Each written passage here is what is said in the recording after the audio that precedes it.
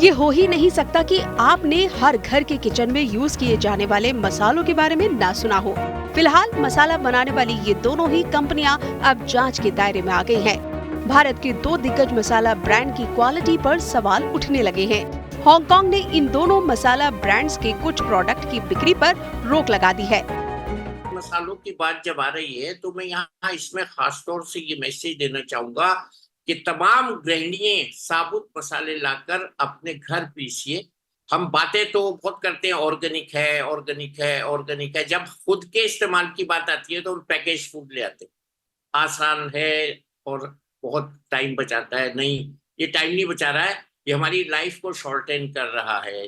ये shelf life लंबी, मेरी लाइफ छोटी कर रहा है। जो बताया, बहुत अच्छी बात बताई।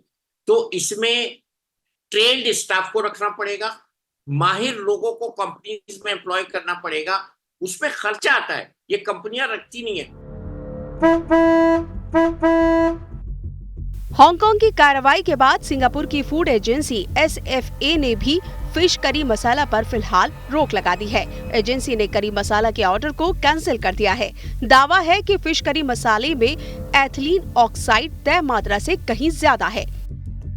सिंगापुर की फूड एजेंसी SFA का कहना है कि एथिलीन ऑक्साइड की कम मात्रा से फिलहाल तो कोई खतरा नहीं है, लेकिन लंबे समय तक इसका सेवन करने से कैंसर का खतरा बढ़ जाता है।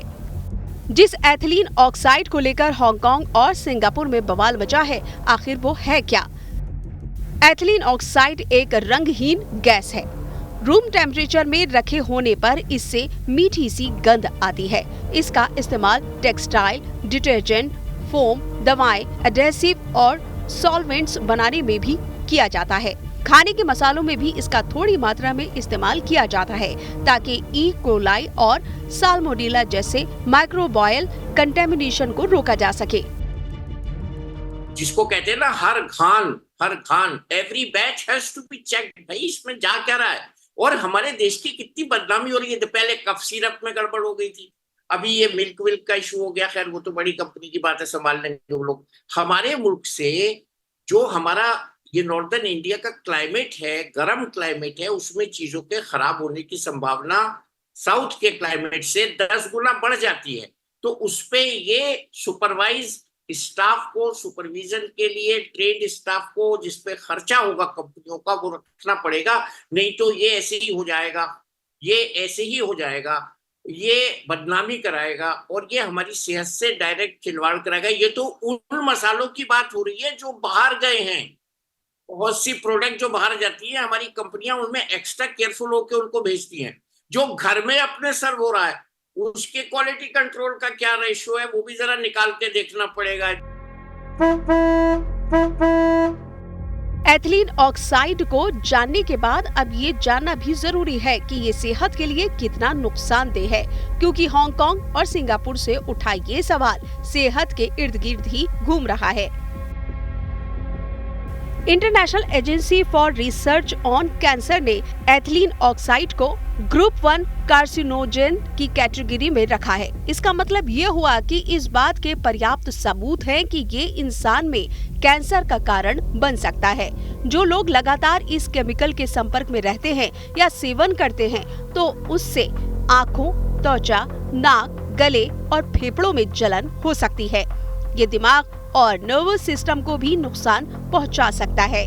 वहीं अमेरिका की एनवायरमेंटल प्रोटेक्शन एजेंसी के मुताबिक एथिलीन ऑक्साइड के संपर्क में आने से महिलाओं में लिम्फोइड कैंसर और ब्रेस्ट कैंसर का खतरा कहीं ज्यादा बढ़ जाता है। हालांकि भारतीय मसाला ब्रांड ने सिंगापुर और हांगकांग में अपने प्रोडक्ट बैन होने की खबरों का खंडन किया है। कंपनी ने कहा है कि किसी भी देश में उनके मसालों पर बैन नहीं लगा है और सभी प्रोडक्ट सेफ और हाई क्वालिटी के हैं। देखिए, ये हमारी मानसिकता में से मिलावट की शुद्धि जब तक नहीं होगी तब तक नहीं ठीक होगा। समाज में हम जो परोस रहे हैं उसमें फायदा के लिए मिलावट होती है। एडल्ट्रेशन जो वर्ड है ना, वो सही चीज में गलत चीज को आप मिलाइए मत, सही चीज को महंगा बेचिए। लेकिन होता यह है कि वजन बढ़ाने के लिए हम लोग हर साल प्रोग्राम करते हैं ना, दिवाली पे मिठाई में क्या मिल रहा है।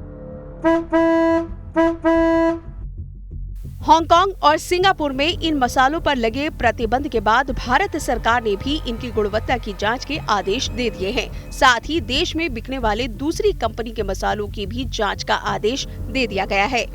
भारतीय खाद्य संरक्षा एवं मानक प्राधिकरण ने सिंगापुर और हांगकांग की भारतीय कंपनी के मसालों पर कार्रवाई के बाद देश भर से इनके सभी ब्रांड के मसालों के नमूने लेने शुरू कर दिए हैं। मजेदार बात यह है कि भारत दुनिया का सबसे बड़ा मसाला प्रोड्यूसर, कंज्यूमर और एक्सपोर्टर है। वित्त वर्ष 2022 से 23 में देश ने करीब 32,000 करोड़ रुपए का मसाला एक्सपोर्ट किया था।